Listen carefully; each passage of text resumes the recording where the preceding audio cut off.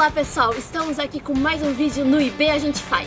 Hoje a gente veio até o Departamento de Morfologia conhecer o Laboratório de Genômica Integrativa do professor César Martins. E lá nós vamos aprender como estudar cromossomos. Sabe, aquilo que a gente pega um pouco do pai, um pouco da mãe, X, Y... Tenho certeza que ao final desse vídeo veremos cromossomos felizes estudando isso. Como somos, cromossomos... Ai, Jordana, isso foi muito ruim, vamos...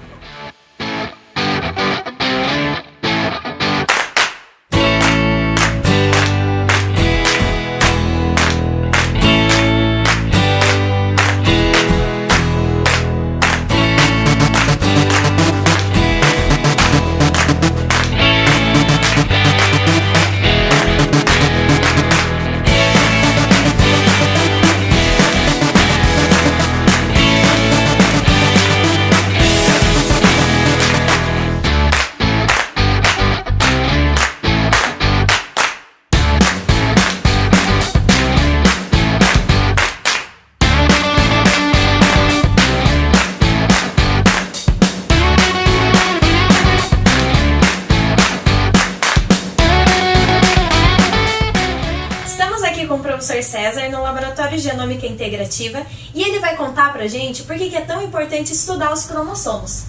Oi, Jordana. Para entendermos inicialmente a importância dos cromossomos, precisamos falar um pouquinho onde eles são encontrados e qual é a função deles. Os cromossomos ficam dentro das nossas células, em cada uma das trilhões de células que formam o nosso corpo e da maior parte dos organismos. Lá dentro da célula tem um local chamado núcleo celular, que é o local, o ambiente desses cromossomos. É interessante que cada espécie tem um número de cromossomos característico. Nós humanos, por exemplo, temos 46. Tem uma plantinha, que é uma samambaia, que tem 1.600 cromossomos, você acredita? 1.600 cromossomos, você acredita? E tem uma formiguinha, lá da terra dos cangurus, onde é? Austrália, que tem 2 cromossominhos. Só 2 cromossominhos, você acredita? Essa característica, né, de número de cromossomos, por si só já mostra o quanto que eles são interessantes, mas não é só isso. Os cromossomos são responsáveis por uma característica biológica muito importante, que é a hereditariedade, que é a passagem das características dos pais para os filhos. Isso ocorre numa molécula que está nos cromossomos, que é o DNA. E, além disso, os cromossomos, o estudo dos cromossomos, além de permitir tudo isso, entender quantos cromossomos tem nas espécies, como que esse mecanismo de hereditariedade, eles podem ainda ser aplicados em estudos de evolução, identificação de espécies, numa gama bastante grande de conhecimento da área biológica. Uma característica interessante é que, por exemplo, nós temos vários problemas clínicos, várias doenças em humanos, que são decorrentes de alterações dos cromossomos. E o estudo dos cromossomos permite isso, que a gente identifique essas doenças, entenda elas e resolva, inclusive, propicie melhorias na qualidade de vida das pessoas. E sabendo dessa importância dos cromossomos, professor, quais são as técnicas que se utilizam para se estudar os cromossomos? Olha só, os cromossomos são estudados desde 1870, quando a gente tem os primeiros registros de estudos dos cromossomos usando a microscopia rudimentar naquela época e que avançou muito, e até hoje nós estudamos muito os cromossomos usando análise no microscópio. A partir da década de 1990, já do século passado, os estudos dos cromossomos foram muito beneficiados por estudos de biologia molecular, analisando moléculas da célula. Mais recentemente ainda, esses estudos ganharam ainda mais um avanço, principalmente com os estudos de genômica, começando a sequenciar genomas. E esses estudos, mais recentemente ainda, que significa que nos últimos anos, a partir de 2000, 2005, esses estudos foram muito beneficiados por análises de biologia computacional, usando a computação para analisar moléculas das células, tem nos permitido conhecer muito os cromossomos. Então agora, sabendo da importância dos cromossomos, sabendo de uma infinidade de técnicas que podemos utilizá-las no seu estudo, vamos lá dentro do laboratório conhecer um pouquinho mais. Vem com a gente!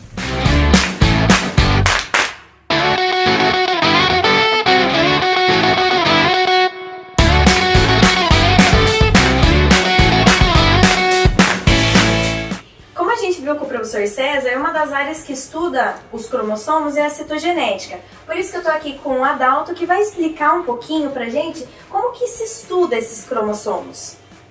Então, Jordana, primeiramente a gente tem que deixar muito claro, tem que ter isso em mente, que os cromossomos, eles são um estado do DNA altamente condensado.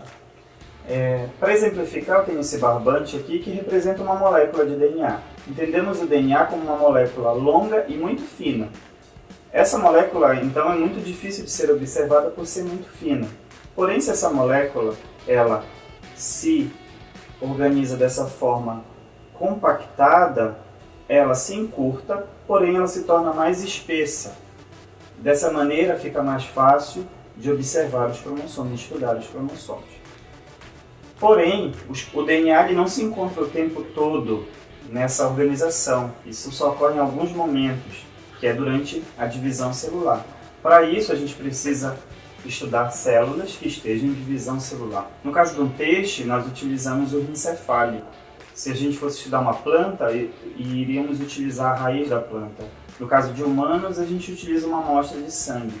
Esses são tecidos com células em intensa divisão, então é possível observar os cromossomos. Então, a partir desses materiais, a gente pode colocar os cromossomos em lâminas de vidro como essas e levar ao microscópio para observação. A partir disso, nós vamos gerar imagens como essa aqui. A gente consegue contar o número de cromossomos, olhar a forma desses cromossomos e fazer uma caracterização citogenética dessa espécie. Muito interessante. Então eu posso dizer que cada cromossomo aqui é uma fita de DNA bem compactada, Exatamente. certo? E se eu quiser estudar um pedacinho só do cromossomo, porque achei interessante aquele cromossomo, é possível isso? Sim. Para eu ir para uma análise desse tipo, eu preciso utilizar as técnicas de biologia molecular para eu conhecer o conteúdo desses cromossomos. Exemplo dessas técnicas são a PCR, que é a reação em cadeia da polimerase, a clonagem molecular e o sequenciamento de DNA. Entendido, Adalto. Muito obrigada por esclarecer e nos mostrar os cromossomos. E agora a gente vai para o outro lado do laboratório para saber quais são essas técnicas de biologia molecular.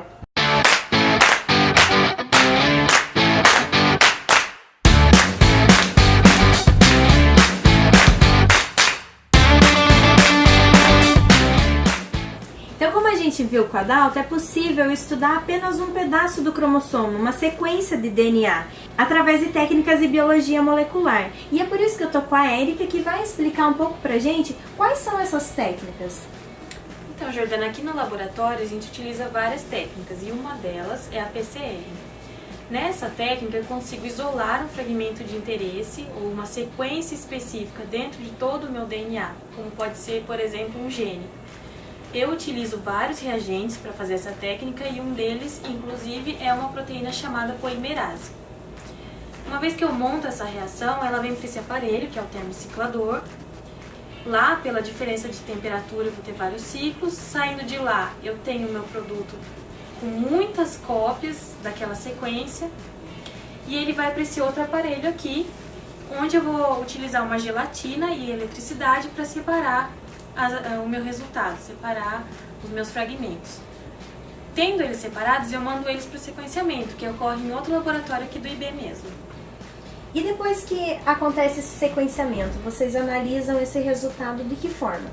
A gente recebe esse sequenciamento na forma de letrinhas que simbolizam as bases do DNA e a gente visualiza e analisa tudo isso com programas de computador. E é possível eu estudar várias sequências ao mesmo tempo? Por exemplo, o Adalto me mostrou diversos cromossomos. Eu pegar uma sequência de cada cromossomo e estudar tudo junto. Hoje em dia é possível sim, inclusive se tornou mais barato. A gente consegue fazer o sequenciamento de genoma completo, ou seja, eu pego todo o DNA da pessoa e sequencio, ou eu pego o cromossomo Y inteiro e sequencio. E aí eu estudo várias sequências ao mesmo tempo, utilizando também os programas de computador. E essa é uma nova área, inclusive, que se chama bioinformática, onde eu faço essa interface de programas de informática para analisar dados biológicos em larga escala.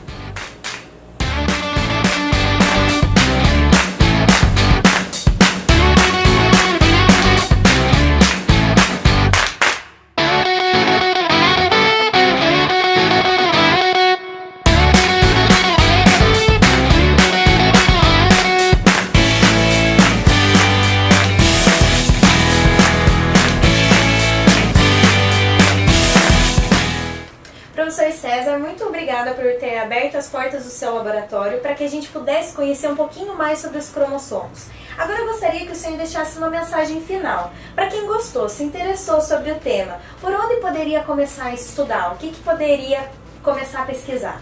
Jordana, eu agradeço falar de um tema tão interessante que é cromossomos, que eu tenho trabalhado há tantos anos.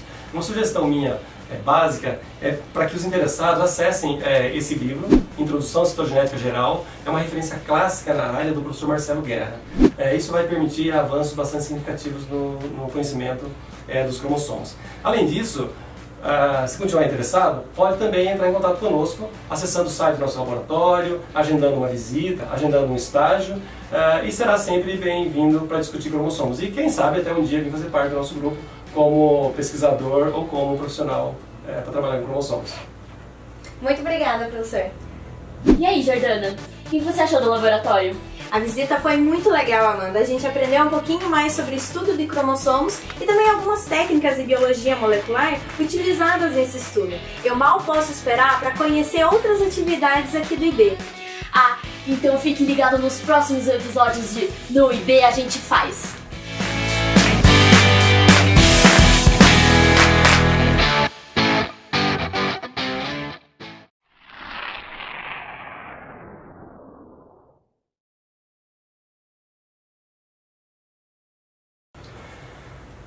Nós vamos dar uma saidinha ou não?